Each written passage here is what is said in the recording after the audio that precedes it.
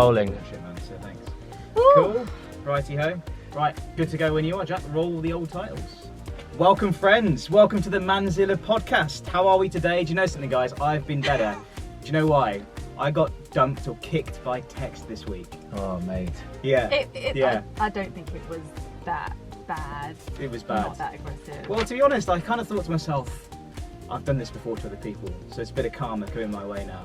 No, it just meant the universe is saying this isn't the right person for you. Maybe. Exactly. Just keep your head up, mate. Chin up. Maybe. You'll be It fine. happens to the best of us. Absolutely. We've got a great guest on the show though today to pick ourselves up again. Can I say he has the most charming accent? Ooh. I know. I was like, Legend. Absolutely beautiful love his accent. It is Oh. Matt Johnson, of course. Hello. Coming on, Matt. Thank you so much. It's my absolute pleasure, and I'm very sorry about that text, but you're just not my type. We've got the beers in today as well. Oh, hey. Yeah. Thank you so It's much. on tap. Thank you I very can't much. believe Do you want one as well, then, mate? I think that one is mine actually. Oh, there we go. There we This go. is outstanding because I Legend. was just moaning about Thank the you. London traffic, and I jokingly said, "Oh, get some beers in," and there we are. We have beers. Matt, you and I know each other from Dating yeah, apps, Absolutely. Dating apps, of course. But from also changing rooms. Okay, we've just totally taken this in a dumb direction. Yeah. Yeah, I'm leaving. Well, actually, there is some truth in that. We know each other from back in the day. Yeah. We're both at ITV. You're at Daybreak. Yeah. I was at This Morning, Good Morning Britain, and all that type of stuff. So we know each other in a professional Yeah. capacity. Over the last year, though, I only ever see him in a towel in Soho House changing rooms. That's the only time we chat. At That's the gym. true. At the Yeah. gym. Right. Right. Yeah, so we're both sculpting our guns. It's true. And then straight away afterwards, we're sculpting our minds Indeed. in a towel each. Well, you both look great. Oh, Amazing physique. I'm Tell being you. pretty hot. There's Isn't some it? work to do. It's because Matt's in the studio though. So. Somebody's nervous. Yeah, maybe I am actually. Yeah, flustered. for Could you sure. both leave, please? Flustered. I'll leave and get you some towels. You want to. Turn the heating back up in Yeah. here. Get it like a sauna. Make it romantic. Uh. Wow, my career goes back 20 years. I left school. I kind of knew what I want. I had a bit of a taste of the TV world, and I really wanted to be a part of it. And I had no idea. I was from Caerphilly. My father was a police officer. My mother at the time was a housewife. And did part-time work. So nobody I knew had anything to do with TV or media or anything. I just knew I wanted to be a part of it, and then managed to get a runner's job. For those out there that don't know what a runner is, that's somebody that just goes to do everything. Yeah. I cleaned toilets, Yeah. all the stuff. I did that for numerous years, and you don't get paid that much, if at all, at the time. So numerous different bit jobs in bar work, in a barista. Not a barrister, that's a barista, that's somebody that makes coffees, just in case you thought I mispronounced it. And then gradually kind of worked my way through, 20 years ago. And yeah, I find that starting as a runner really did help me in the world of telly. Yeah.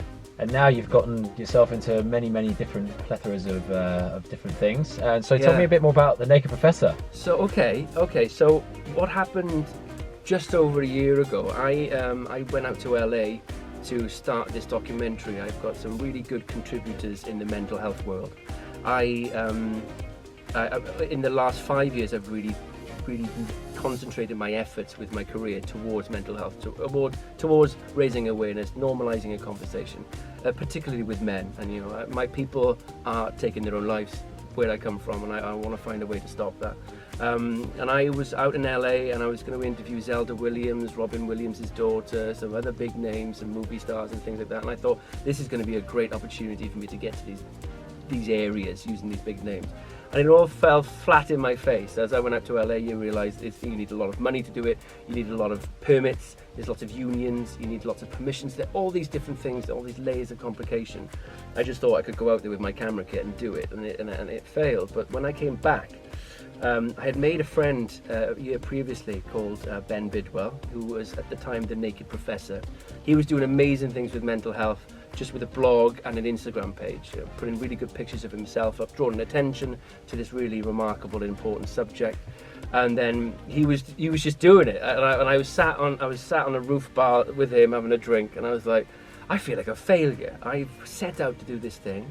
I even left my flat to kind of like just go, I'm going to go on this mission over a year to do this documentary. And I came back just a shallow version of myself, really. The guts pumped out of me. Oh, that sounds terrible. That sounds terrible.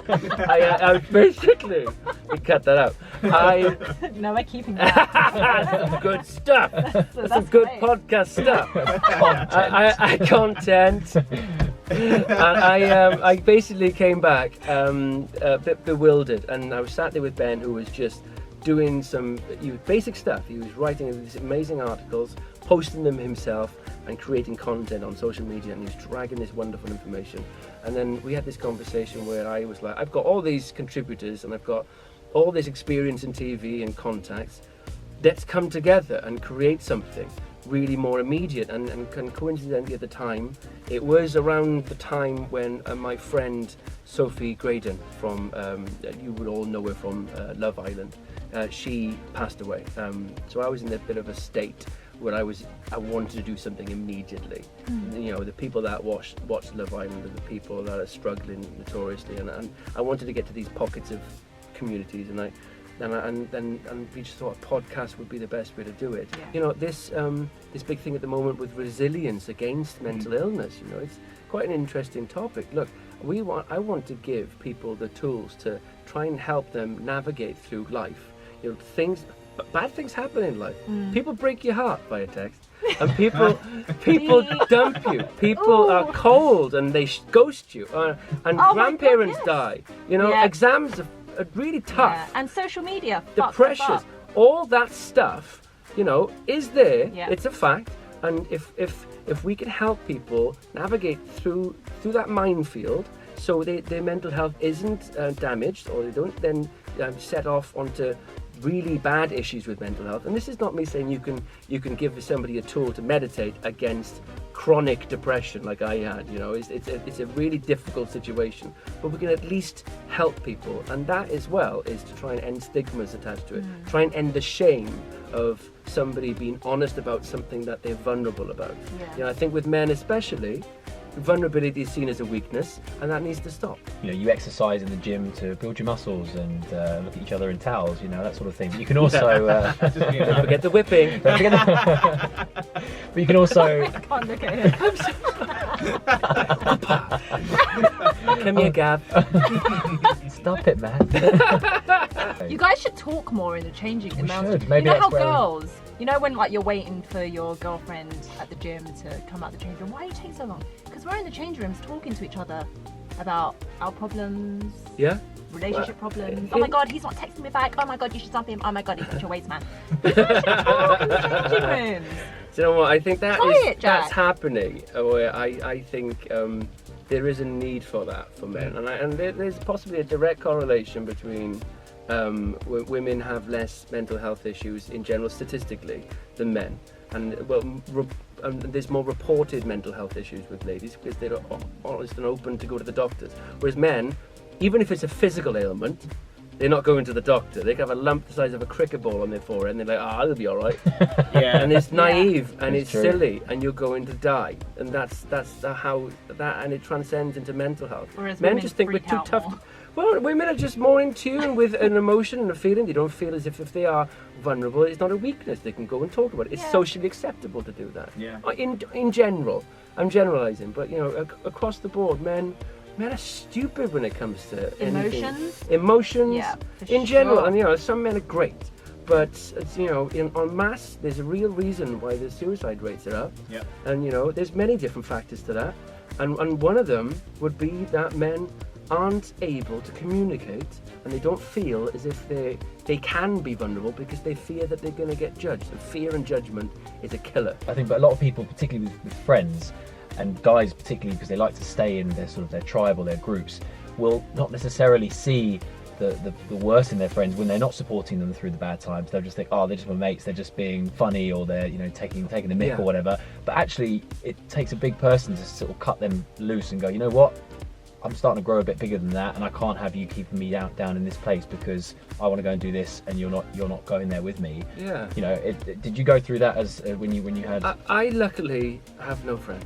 I'll be your friend now. Apart from Gavin. Because he bought him a beer. He's my special friend. Oh, where have we gone with this? This is wonderful. I know. It's just half a sip of beer and I get all gay on you, Gav, don't Fair I? enough. Oh my god, Fair enough. that's really affected you. Yeah, it really has. That would It's Italian. My big thing is that you can be a bloke, go to the football, have a couple of drinks, yell your tits off, and scream for your team or whatever, and all that type of stuff.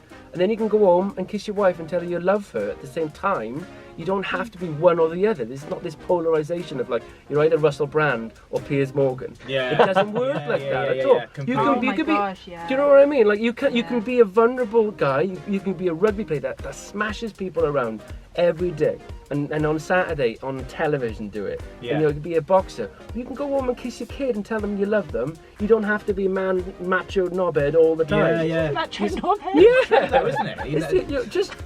Women are wonderfully getting paid as what they should I be, think and it's women are gradually getting bossing. better. Yeah, Yeah. absolutely.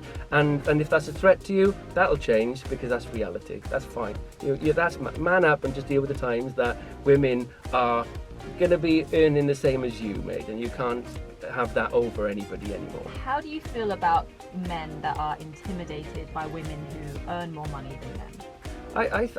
There's their reaction to that, which is negative. I usually Because I've obviously. experienced that around me a lot. Yeah, in the and past.